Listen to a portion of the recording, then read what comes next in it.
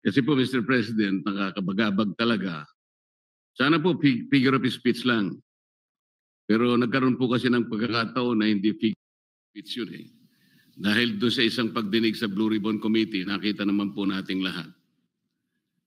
When a particular witness applied for witness protection program, and the law is clear, the provisions of law on the requirements on how to apply for a witness under the witness protection program. Nandun po lahat yun eh. The enumerations, the requirements are exclusive. Pero sinabi po ng ating ombudsman, then the Secretary of Justice, pinipilit po merong restitution. I advise him that he cannot do that because restitution does not appear in the law. But Mr. President, he insisted. So doon po nagkakaroon ng problema.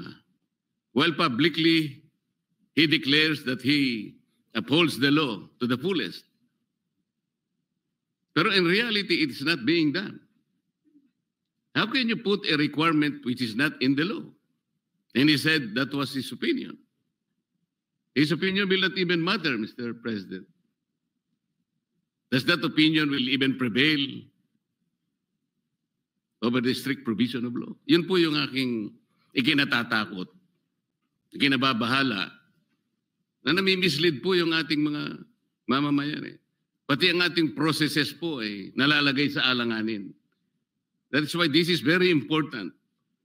Na kailangan po masettle natin ang issue ito. We cannot bend the law.